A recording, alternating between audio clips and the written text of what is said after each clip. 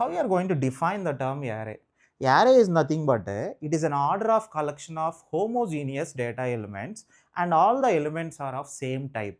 అంటే దీని మీనింగ్ ఏంటంటే సపోజ్ మనం ఇంట్ స్పేస్ ఏ ఆఫ్ 5 అన్నాను.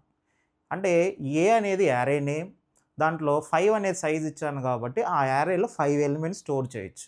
ఆ 5 ఎలిమెంట్స్ కూడా మెమరీలో కంటిన్యూషన్గా స్టోర్ అవ్వాలి. అంటే హోమోజీనియస్ అంటే ఎలిమెంట్స్ అన్నీ కాంటిగ్యూస్గా ఉండాలి.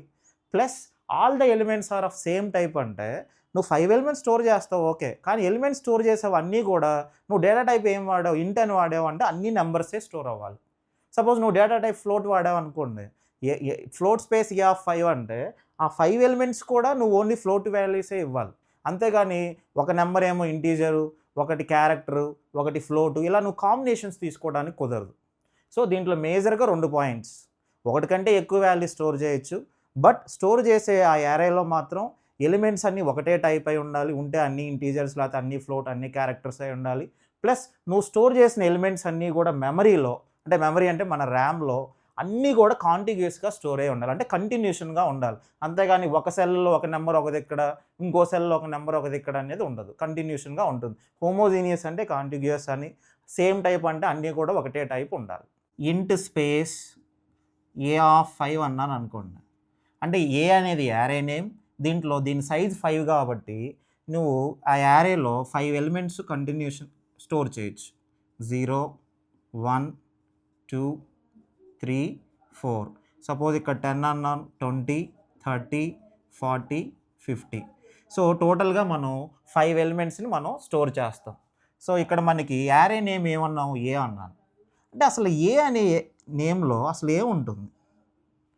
దీన్ని మనం మెమరీ పాయింట్ ఆఫ్ వ్యూలో ఆలోచిస్తే అసలు మనకి ర్యామ్ అనేది ఎలా డివైడ్ అయి ఉంటుందంటే ఒకసారి అబ్జర్వ్ చేయండి.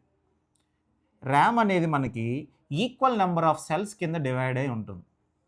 సపోజ్ దీని అడ్రస్ 100, 101, 102. సపోజ్ నువ్వు ప్రోగ్రామింగ్లో ఇంట్ స్పేస్ ఏ ఆఫ్ 5 అని రాశారు అనుకోండి, ఏమవుతుందంటే ఏ అనేది యారే, అంటే మెమరీలో ఏదో ఒక సెల్కి ఏ అనే పేరు వస్తుంది. సో అంటే ఈ అడ్రస్ అంటే ఏ ఒక వాల్యూ, ఏ అనేది ఏ ఒక అడ్రస్ ఎంత అంటే 104. ఇప్పుడు నెక్స్ట్ ఈ వాల్యూస్ని స్టోర్ చేయాలి. A of 0, A of 1, A of 2, A of 3, A of 4. ఈ వాల్యూస్ని స్టోర్ చేయడానికి ఇప్పుడు సపోజ్ ఇంటికి 2 బైట్స్ అనుకున్నాం అనుకోండి, ఇంటికి 2 బైట్స్ అనుకుంటే ఒక్క నెంబర్, ఈ ఒక్క నెంబర్ స్టోర్ చేయడానికి నీకు 2 బైట్స్ కావాలి. అంటే మళ్ళీ దీనికి 2 బైట్స్, అంటే 2 సెల్లులకు కలిపి, ఫర్ సపోజ్ ఈ 2 సెల్లులకు కలిపి ఏ ఆఫ్ 0 అనే ఎలిమెంట్, అంటే ఇక్కడ 10 అనే నెంబర్